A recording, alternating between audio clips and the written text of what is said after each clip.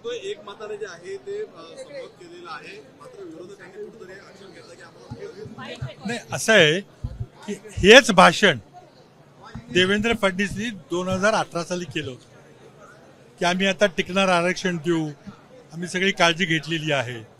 आमची आशंका एवढीच आहे की तुम्ही फक्त ही लोकसभा आणि विधानसभा निवडणूक काढण्यापुरतं केलंय का?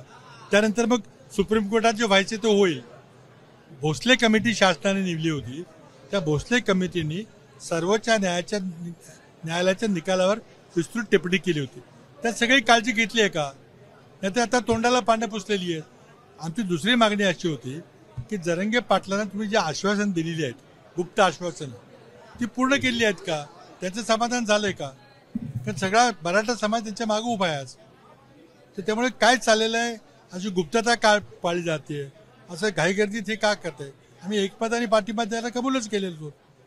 फक्त आमचे काही प्रश्न होते त्याची उत्तर दिली नाहीत तुम्ही. सगळ्या सोयऱ्यांच्या कायद्याचं काय झालं? काही सांगत नाहीत. बोगम ठेवलेलं आहे. हरकती तपासतो, हे करतो, ते करतो, काय नाही. आमची भीती अशी आहे की हा कायदा उद्या न्यायालयामध्ये त्याला आव्हान दिलं जाणार आहे. ती न्यायालयीन प्रक्रिया कधी संपेल माहिती नाही. तोपर्यंत आम्ही आरक्षण दिलं, ढोल ताशे वाजवा, गुलाल उधळा आणि आम्ही दिलं म्हणून सांगायचं आणि नंतर पुढे काय व्हायचं ते होऊ द्या.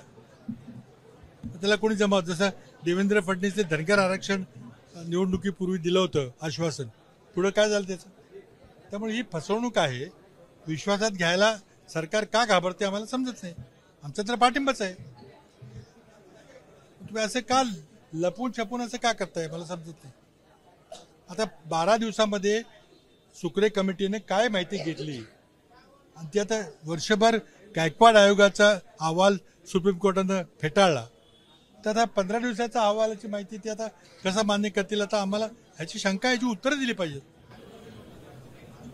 खरं तर एससीबीसीचं आरक्षण सुप्रीम कोर्टानं फेटाळलेलं होतं, मात्र तेच परत अंतर्भाव जो आहे तो आजच्या नवीन विधेयकामध्ये पाहायला मिळतोय. कदाचित हे सुद्धा सुप्रीम कोर्टामध्ये गेल्यानंतर परत ते बघा काय होईल माहिती नाही.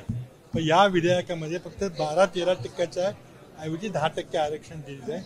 आमचा 2014चा कायदा, 18चा कायदा आणि हा कायदा एकच आहे. त्यामुळं सुप्रीम कोर्टानं 2018चा कायदा फेटाळताना जो ऑब्झर्वेशन त्यांची होती त्याला तुम्ही कशा प्रकारे उत्तर दिलेलं आहे? जेव्हा हा कायदा पुन्हा सर्वोच्च न्यायालयामध्ये जाईल तर सर्वोच्च न्यायालय आपला निकाल बदलेल का? 2018चा कायदा रद्द करताना त्यांनी जी टिप्पणी केली होती त्याला तुम्ही काय उत्तर दिलेलं आहे? गायकवाड आयोग हा वर्षभर माहिती गोळा करत होता, आता तुम्ही 15 दिवसात माहिती गोळा केलेली आहे. आता टिकलं तर ठीक आहे, चांगली गोष्ट आहे.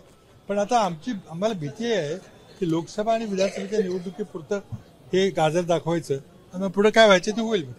सर, पण ज्या प्रकारे मुख्यमंत्र्यांनी सभागृहात म्हटलेलं आहे की विधेयक असेल, यावर वाटतंय का सरकारने पूर्ण तयारी करूनच हे पाऊल उचललंय? सरकारने वेळ मारून नेलेली आहे.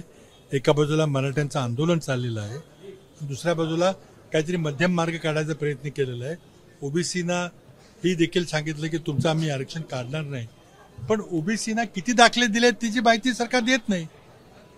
आणि ते जर आरक्षण ओबीसी मध्ये कुणबी म्हणून जर आरक्षण मिळालं आणि ते दाखले किती आहे त्याची माहिती नाही आहे, त्यामुळे मग आता ओबीसींच्या हक्कावर गदा येणार नाही हे म्हणतात. ते कशा आधार आम्हाला माहिती नाही.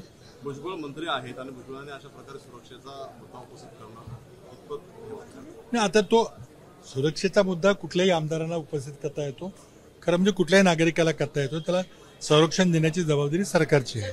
पण भुजबळांनी जेव्हा प्रश्न उपस्थित केला तेव्हा कुठंतरी देवेंद्र फडणवीस हे अपयशी ठरलेले आहेत, मुख्यमंत्री अपयशी ठरलेले आहेत.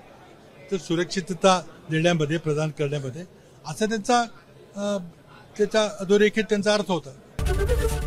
एबीपी माझा, उघडा डोळे बघा नीट.